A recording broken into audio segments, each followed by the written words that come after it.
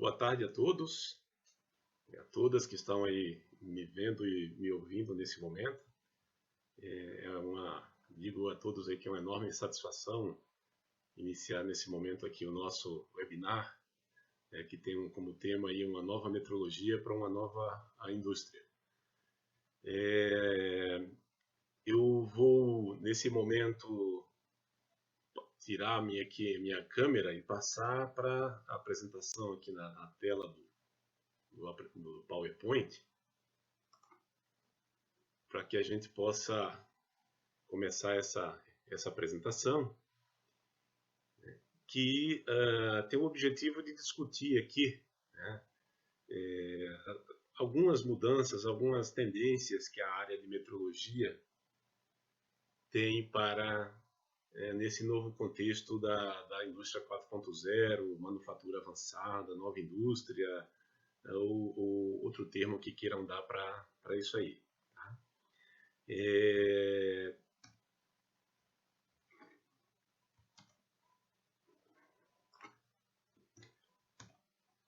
Antes de iniciar a apresentação, vou fazer aqui uma breve apresentação minha, pessoal, para eventualmente aqueles que não me conhecem ainda, né?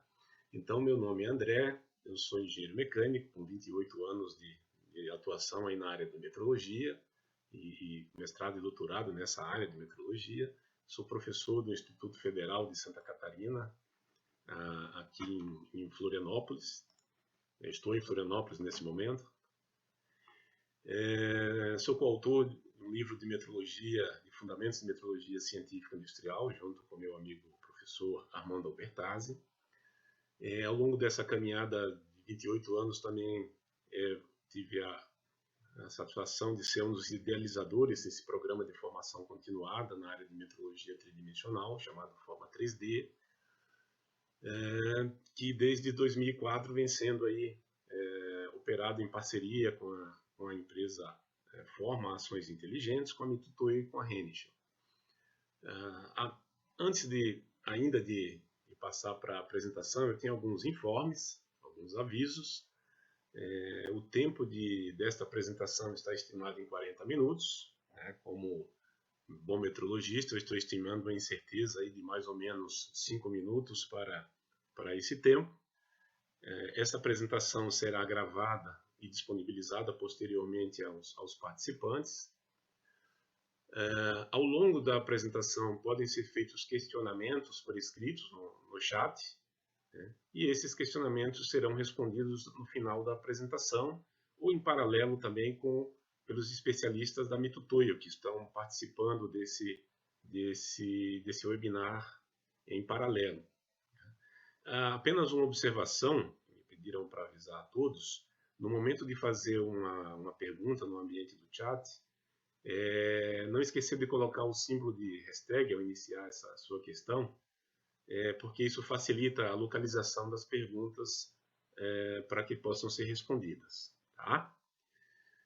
Muito bem, então passado essa apresentação inicial e esses informes, a gente vai aqui para a nossa apresentação, que, como eu falei, tem como tema uma nova metrologia para uma nova indústria, com o objetivo de analisar tendências na área de metrologia dimensional no contexto das transformações por que passa a indústria. Então, ela tem esse conteúdo aqui, que fala aí dos desafios de modernização da indústria atual, o panorama atual de como vem sendo executado de maneira tradicional a metrologia dimensional no controle de processos, algumas consequências se esse panorama mais conservador não for alterado, pontuar aqui as tendências da metrologia inserida agora na nova indústria, né? E algumas ações para ajudar a consolidar esse cenário da nova metrologia nessa nova indústria. Tá? Então, vamos lá. O primeiro slide traz uma palavra da moda, né, que é competitividade. Antes de ir para a área de metrologia, eu fiz aqui uma inserção aqui de uma corrida de Fórmula 1, que é um ambiente extremamente competitivo, onde a adoção de contínuas melhorias nos carros dos adversários faz o nosso carro andar cada vez mais devagar relativamente a esses adversários. Então, aqui a competitividade se mede em milésimos de segundo e pequenas alterações fazem com que os nossos competidores ganhem uma vantagem em relação ao nosso carro. Nesse ambiente tão competitivo, somente melhorar, não garante o sucesso da competição, mas a velocidade com que se melhora, né? A velocidade com que se inova, com que se avança. Então é necessário, para ser bem competitivo, que essa melhoria venha num ritmo maior do que o ritmo dos adversários, porque todos estão melhorando e inovando. Vamos levar esse conceito para o ambiente industrial. Na indústria, a adoção de contínuas melhorias nas indústrias concorrentes faz a nossa parecer cada vez menos produtiva. Não é que ela está produzindo menos ou sendo menos produtiva, mas essa comparação com os concorrentes, por vezes, nos deixa em desvantagem. Se a gente entrar no site de busca, digitar Indústria Brasileira Competitividade, vai ser muito frequente a notícias como essa, né, em que a produtividade da indústria patina, o crescimento da produtividade perde força e por aí vai. Na preparação dessa apresentação, eu busquei alguns dados em alguns estudos de competitividade mundo afora e produtividade, e achei um interessante dessa fonte aqui, que mostra a evolução de produtividade, aqui o valor agregado de bens produzidos em milhares de dólares, de 3 países, para ter uma base de comparação com o Brasil. Então, ao longo dos últimos, de 1950 até 2005, já temos aqui um certo delay, né, nesses números, mas aconteceu um incremento de produtividade bastante intenso, sobretudo aqui na Coreia do Sul. O Chile aumentou 5 vezes, os Estados Unidos 3 vezes, e o Brasil, nesse cenário, ele está assim, até essa data de 2005 aqui. Então, de 1950 para 2005, a produtividade dobrou. É bastante? É bastante, só que não é o bastante. A gente observa que o ganho de produtividade dos outros países foi bem superior. Então, ali como na Fórmula 1 também, a velocidade na melhoria tem que ser intensificada. E com o cenário aí dos desenvolvimentos tecnológicos recentes, a competição tem ficado cada vez mais desigual.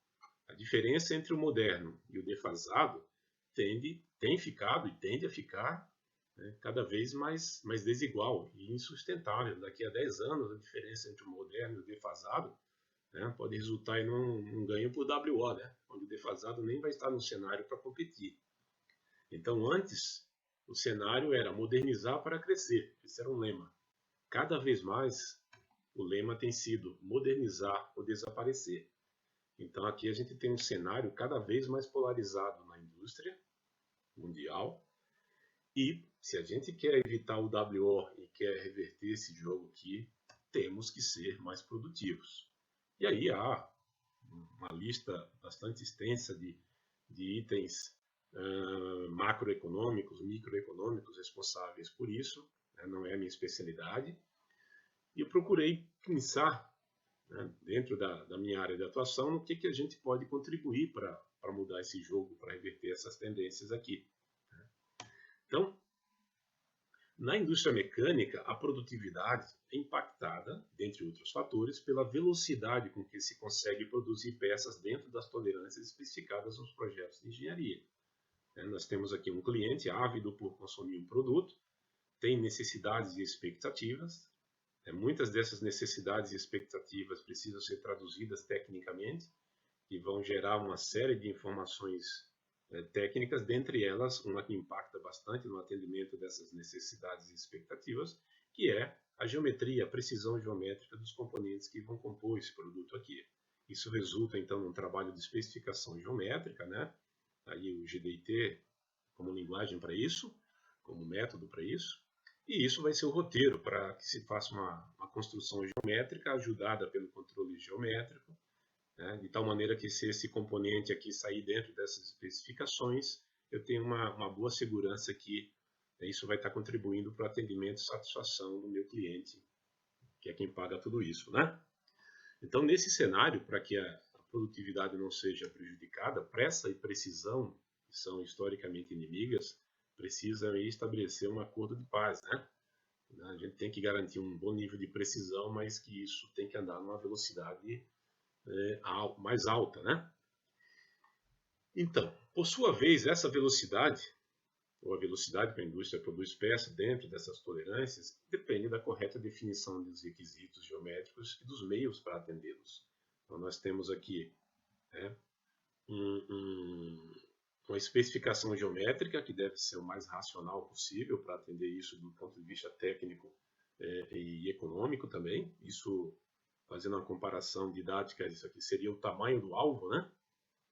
E aqui nós temos a construção geométrica e o controle geométrico ajudando, que define a exatidão do arqueiro. Então, quanto maior o tamanho do alvo comparativamente à exatidão do arqueiro, muito mais facilmente essas peças serão produzidas dentro das tolerâncias e também muito mais rapidamente impactando aqui na produtividade. Então, existe o ditado que tempo é dinheiro, pois metrologia ajuda a economizar tempo e ajuda a economizar recursos. E isso não é de hoje. Tem um slide aqui que eu gosto de mostrar nas minhas aulas e apresentações, de 1900, ou seja, um tempinho atrás, início da indústria 2.0, quando surgiu aí a produção de peças intercambiáveis como um requisito para a produção seriada. Então, a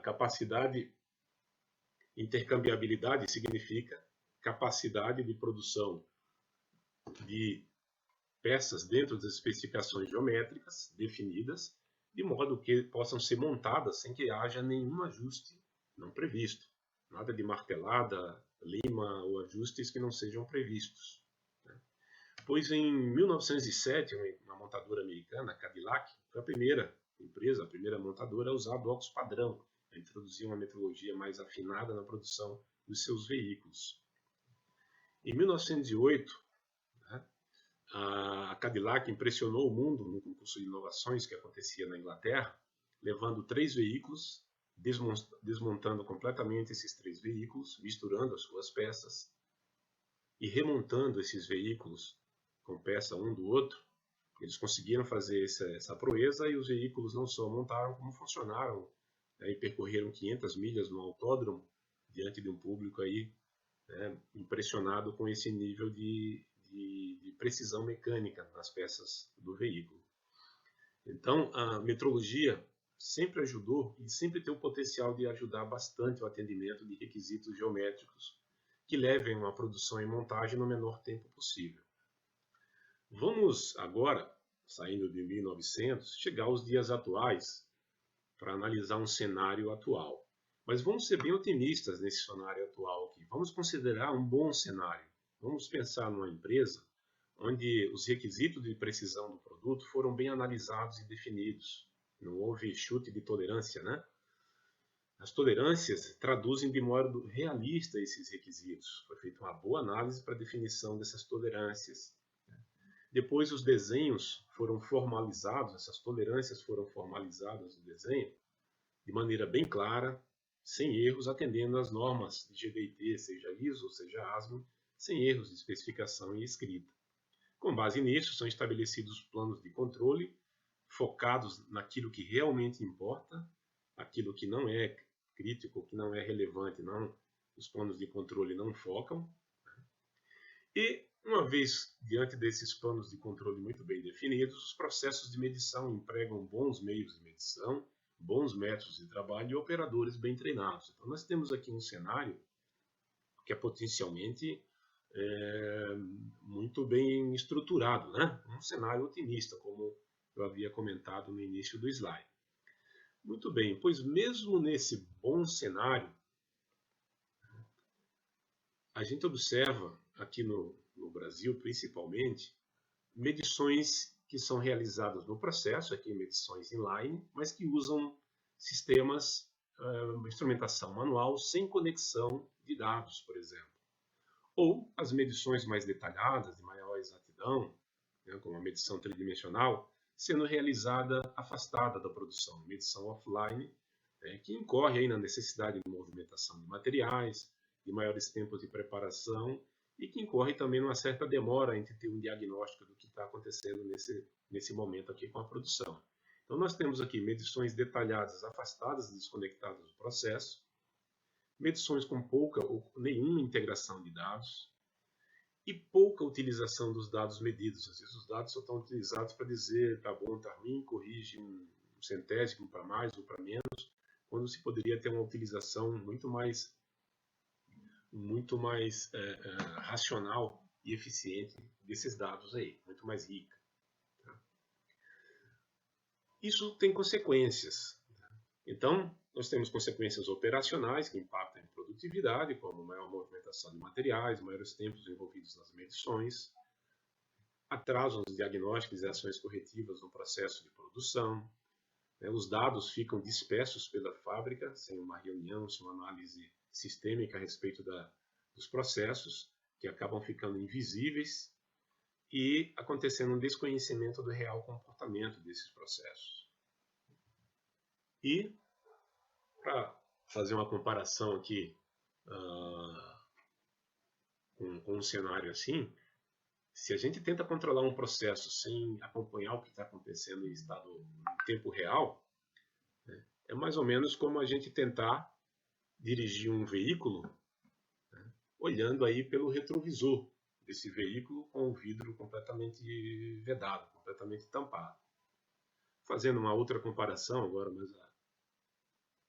mais contextualizada nos dias desafiadores que a gente está passando aqui, imagina que você está com febre, você liga para o seu médico, né, e ele pede para você ir lá até o consultório dele para medir a temperatura e o resultado vai sair em 4 horas. Talvez em 4 horas você nem tenha mais febre, por exemplo, além de ter que fazer todo esse deslocamento. Né?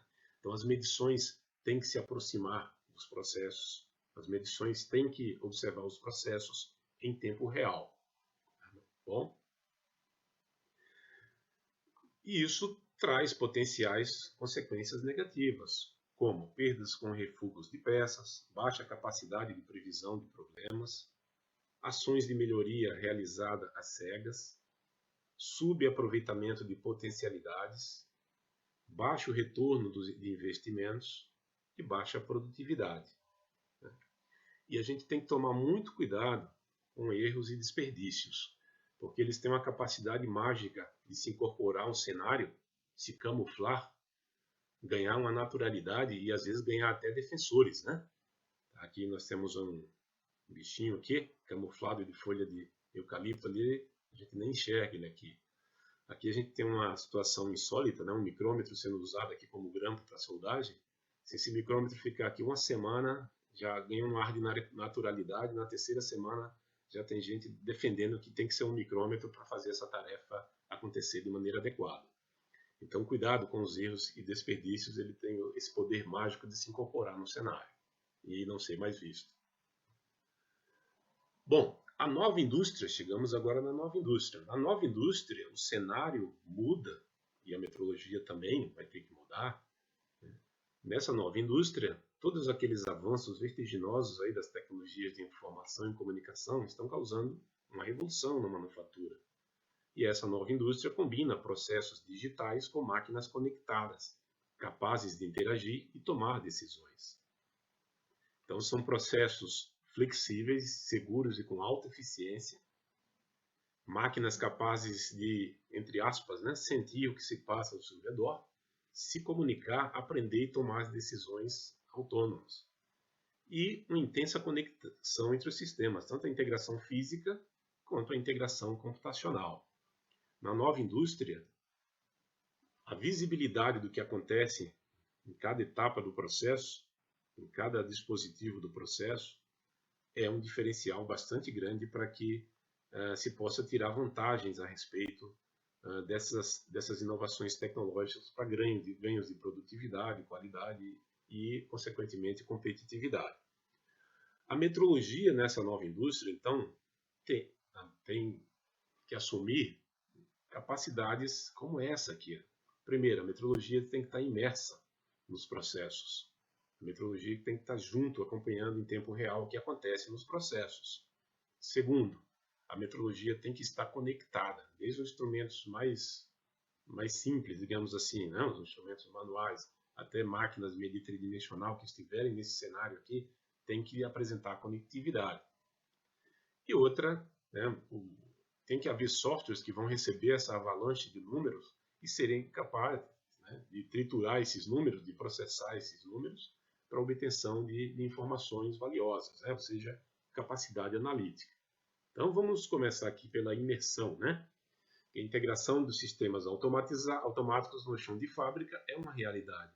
Cada vez mais a gente observa aqui, né, tendências de aproximar a metrologia, mesmo a mais sofisticada, a mais automática, no processo produtivo, no chão de fábrica mesmo. Isso traz vantagens que a gente já comentou. Obviamente, isso traz desafios também, porque o chão de fábrica não é um ambiente tão bem controlado como um laboratório de metrologia, uma sala de medidas climatizada. Então, há desafios que precisam ser bem gerenciados e, de certa forma, a tecnologia vem de maneira eficiente criando soluções para lidar com esses desafios aqui. Um exemplo, que é um exemplo da minha área em particular, que é na área de medição tridimensional, modernamente tem sido lançados aí modelos de máquinas com esse objetivo de serem integráveis em linhas de produção em chão de fábrica. Não são máquinas de design, né, novidades de design aqui antigo, né? São máquinas cantilever e coluna fixa, mas tem vantagens bem interessantes e receberam inovações para trabalhar em chão de fábrica. Então são equipamentos de medição que têm uma acessibilidade muito grande para colocação e retirada de peças. Quase toda a área da máquina é uma área útil, digamos assim, então ele ocupa pouco espaço em relação ao volume de medição dela, não tem parte móvel dessa máquina situada em altura baixa, né? Toda a parte móvel é superior. O design desses equipamentos tem sofrido alterações com o objetivo de torná-los mais robustos. Por exemplo, os mancais, né, e as escalas de medição são exemplos de alterações em relação a máquinas de laboratório. E ela tem um erro máximo volumétrico especificado, de acordo com a norma ISO 10360, parte 2, em faixas de temperaturas mais amplas. Então, esse equipamento, especificamente, da Mitutoyo, ela tem uma especificação de erro volumétrico para 18 a 22 graus, que é o clássico das máquinas de medir. Existe uma especificação para uma faixa de temperatura mais aberta, mais ampla, e outra para uma faixa de temperatura mais ampla ainda. Então, já, né, trazendo uma previsibilidade para o usuário a respeito do nível de exatidão, né, do equipamento em diferentes situações térmicas. Com equipamentos dessa natureza, que incorporam sensores nas escalas, na estrutura da máquina e também na peça, é possível fazer uma correção do efeito de temperatura medindo em modo absoluto. Então, as temperaturas das escalas e os materiais das escalas são medidos e conhecidos no software. A máquina faz a medição, o erro é calculado e ele é compensado do resultado da medição, trazendo, né, a indicação, o resultado final para referência de 20 graus. Né, e com isso, né, potencialmente compensando erros causados pela temperatura ambiente, né, considerando aí o erro, calor residual da peça devido ao processo, assumindo com isso, né, desde que a temperatura da peça seja homogênea, né? E isso traz o resultado para uma conformidade com a ISO 1, né, que define o 20 graus como temperatura padrão de referência para medições de comprimento. Com equipamentos de chão de fábrica tridimensional, dá para fazer também uma medição de maneira diferencial. De medição diferencial, nós temos aqui uma peça calibrada e com dimensões conhecidas, né, calibrada a 20 graus, com a máxima exatidão que seja viável.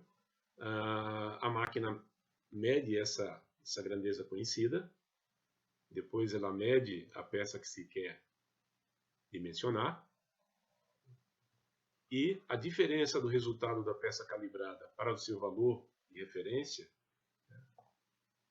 é usado como uma compensação do erro da medição da peça que se quer determinar.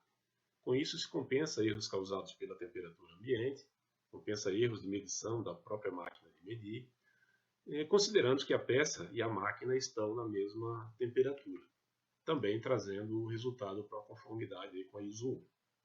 Então, é possível, mediante equipamentos apropriados e técnicas apropriadas, medir em situações com variação de temperatura mais aberta do que as encontradas em salas de medidas, com certos cuidados, como comentados aqui. Nós fizemos há um tempo atrás uma avaliação, né? Nós pegamos uma peça de alumínio, um cabeçote de motor, medimos esse cabeçote de motor a 20 graus, depois pegamos esse cabeçote de motor, colocamos numa geladeira, deixamos ele a 12 graus e trouxemos para uma máquina de medir com sensoriamento. A máquina estava a 21 graus e programamos essa máquina de medir para fazer uma medição por minuto de largura, comprimento e altura durante um bom tempo, ou a cada 5 minutos, até que a temperatura da peça equalizasse com a temperatura da sala. Então aqui vermelho é a temperatura da peça, no início estava em 12 graus, né? Foi sendo medida e foi esquentando até chegar nos 21 graus a sala. E esse tracejado azul, verde e vermelho aqui são as 3 dimensões que foram calibradas a 20 graus. Então observa-se aqui uma variação aí de 3 micrômetros ao longo do 12 até o 21 graus, em função da compensação de temperatura estar ativa. Fizemos o caminho inverso. Levamos esse mesmo cabeçote para uma estufa, deixamos ele a 32 graus, trouxemos para a máquina de medir, fizemos uma medição a cada 5 minutos, até que a temperatura, inicialmente em 32 graus, equalizasse com a da sala de medidas a 20 graus. E a variação, né, foi aí em torno de 1 micrômetro entre os resultados medidos em diferentes temperaturas, porque, como apresentado no slide anterior, os resultados foram sendo corrigidos, né, a partir do conhecimento da temperatura da peça e a temperatura das escalas da máquina. Então, para efeito de comparação, aconteceu uma variação de 3 micrômetros na largura, de 5 micrômetros no comprimento e de 4 micrômetros numa distância, né, de altura. Caso a compensação térmica não fosse utilizada, essas variações seriam dessa magnitude aqui. 77 na largura, 183 micrômetros no comprimento e 156 numa distância entre furos.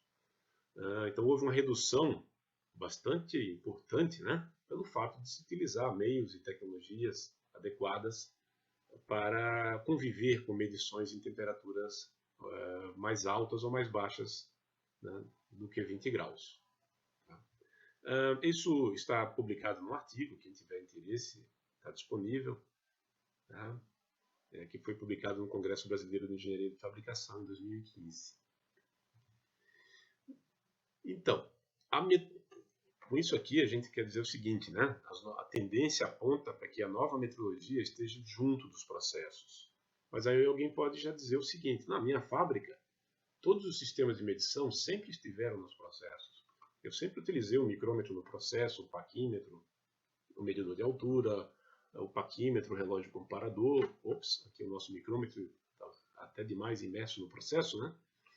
Mas existe agora um novo requisito na nova indústria, que não é somente imersão, é a tal da conectividade. Da mesma maneira que o nosso celular é conectado, que os relógios logo não estão todos conectados e muitas coisas, né? A gente está aqui na era da internet das coisas, onde os dispositivos cada vez mais têm conectividade. Na indústria, as máquinas e a metrologia estarão conectadas. Então, aqui nós temos 2 cenários, da esquerda e da direita, pequena diferença, mas pequeno detalhe, mas uma enorme diferença. Então, informação represada é igual a falta de informação. Os dados não devem ficar dispersos pela fábrica. A conectividade gera muitas vantagens, já a gente vai falar sobre elas. E a exatidão dos processos produtivos tem que estar visível. Aqui é um medidor de altura, onde a medição é desconectada. E aqui é um medidor de altura que tem um dispositivo que faz uma conexão, né, jogando essa informação para o mundo, né, para as nuvens, para onde se queira acessar. Então, a nova metrologia é conectada. Sistemas de medição com conectividade, mesmo com fio ou sem fio, né, diferentes protocolos de comunicação, Bluetooth, Zigbee, etc., permitem enviar os resultados para servidores remotos. Então, os dados são coletados de maneira segura, com transcrição segura, sem erro de anotação de ninguém. A informação pode ser acessada em qualquer tempo e lugar. Os processamentos dos dados podem alertar sobre possíveis problemas na produção. Os processos tornam-se transparentes para analistas, gestores e clientes.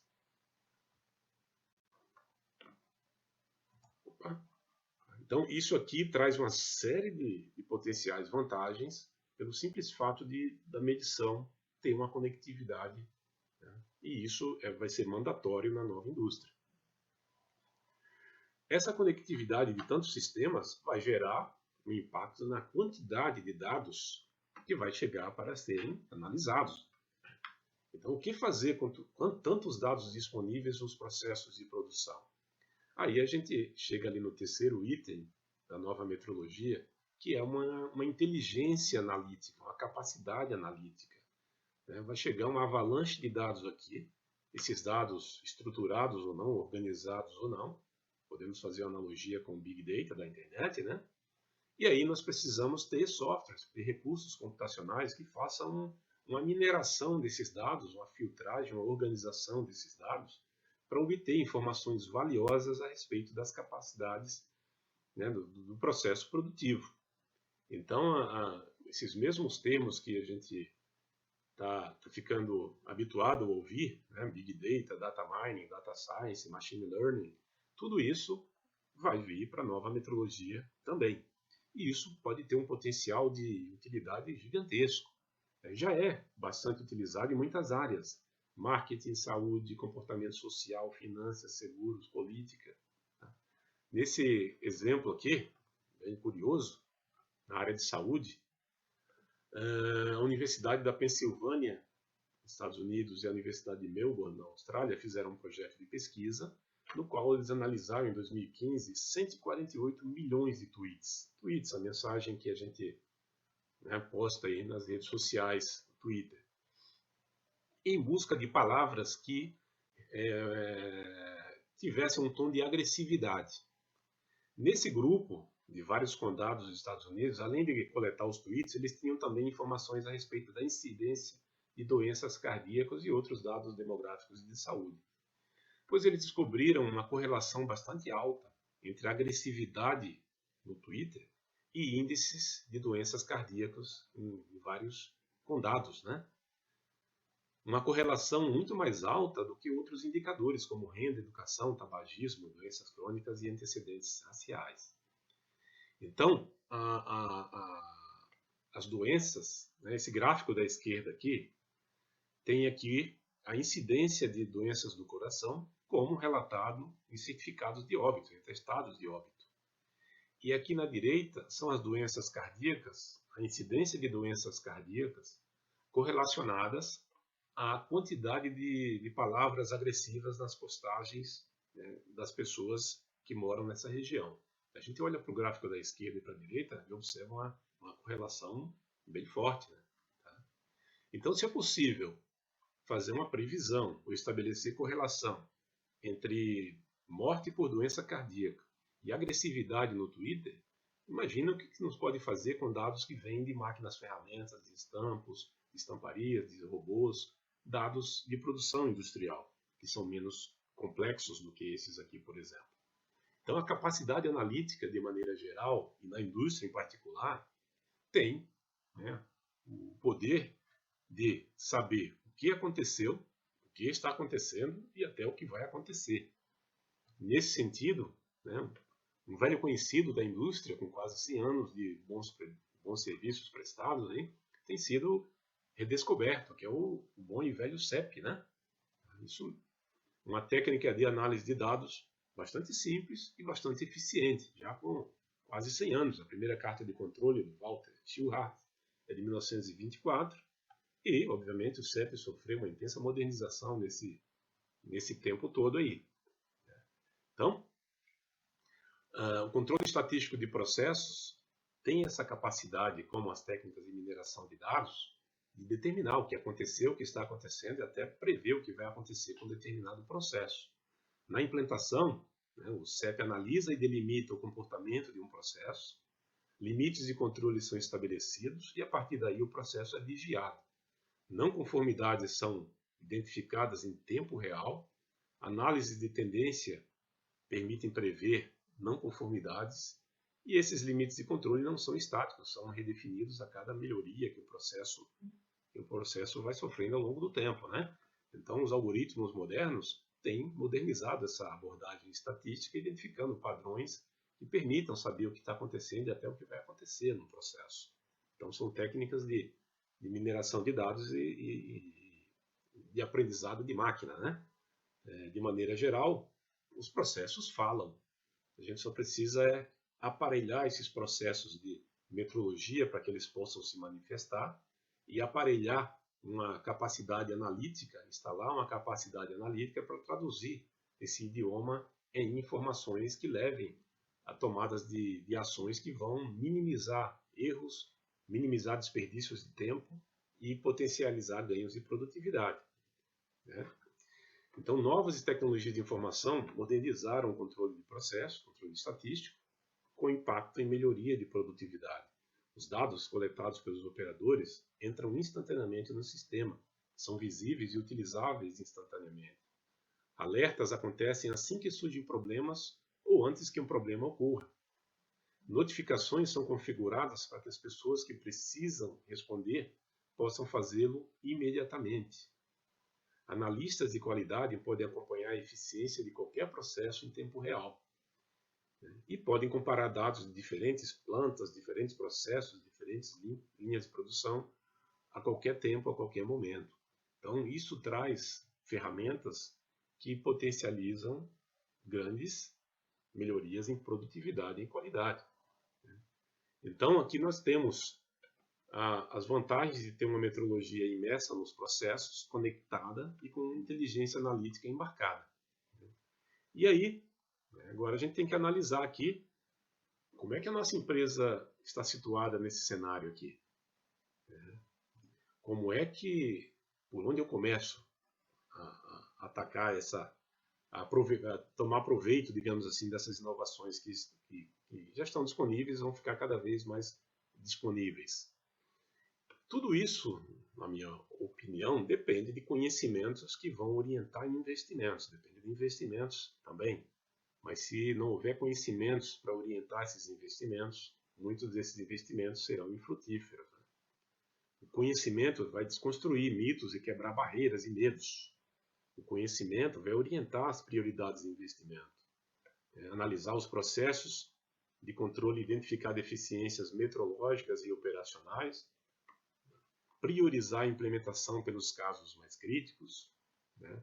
O conhecimento vai minimizar a probabilidade de erro, né? Muito cuidado com decisões erradas, principalmente é muito fácil tomar uma decisão agindo sozinho, então é muito importante conversar, estabelecer grupos de trabalho, conversar com pessoas fora do contexto, né? Eles trazem uma visão sem aquelas camuflagens que certas perdas inserem numa produção, conversar com fabricantes de sistemas de medição, né? Então eles têm uma visão do que acontece no Brasil, no seu concorrente, no mundo inteiro.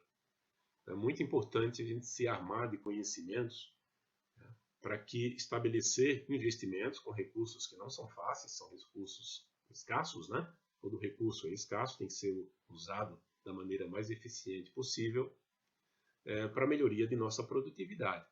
Mas na indústria 4.0, a nova indústria, a metrologia que vai se agregar no cenário de produção terá essa face aqui, imersão, conectividade e capacidade analítica. Então, tem que ser feita aí uma análise muito bem feita, um esforço no sentido de priorizar esses aspectos nas novas implementações, nas novas instalações que serão objeto aí da modernização de parques fabris, né?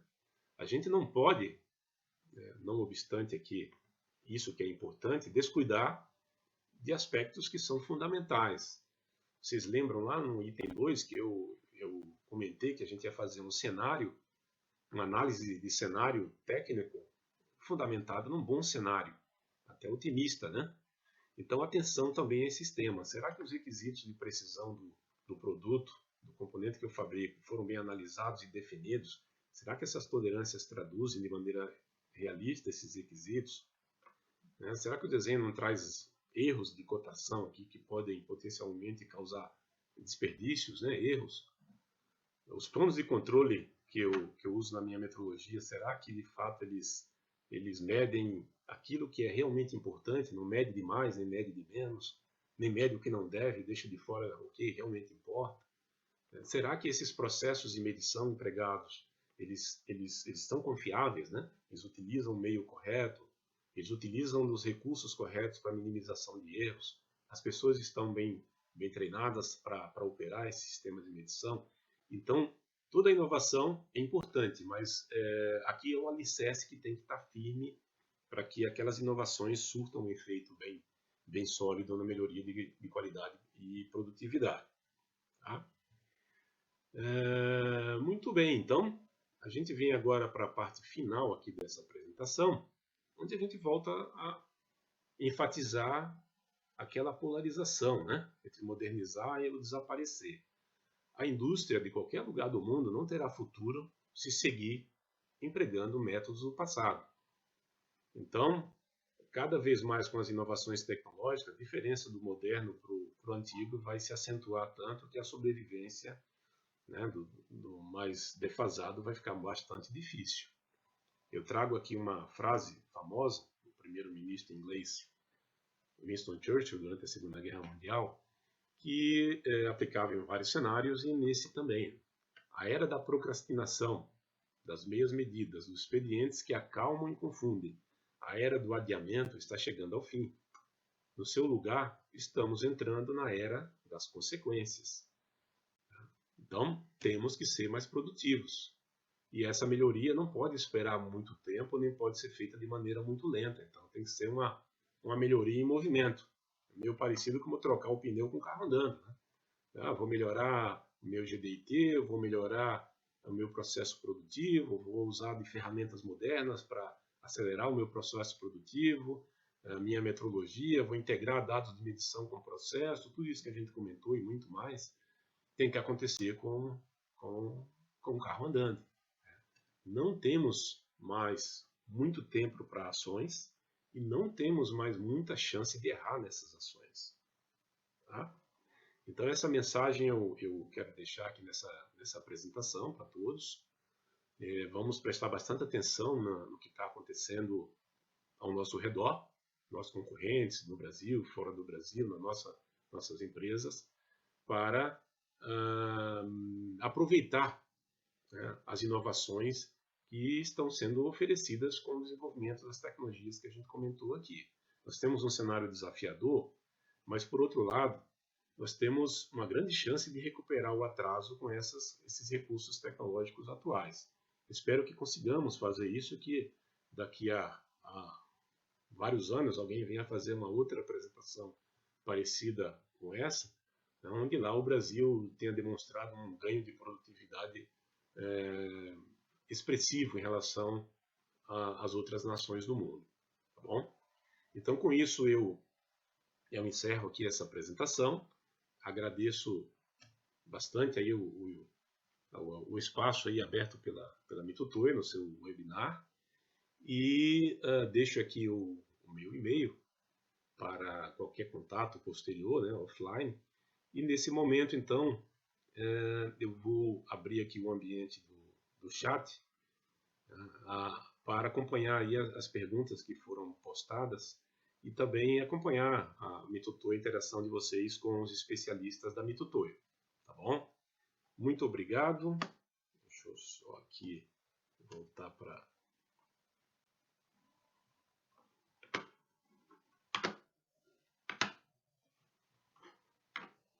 Aí. Agora sim. Muito obrigado a todos pela atenção.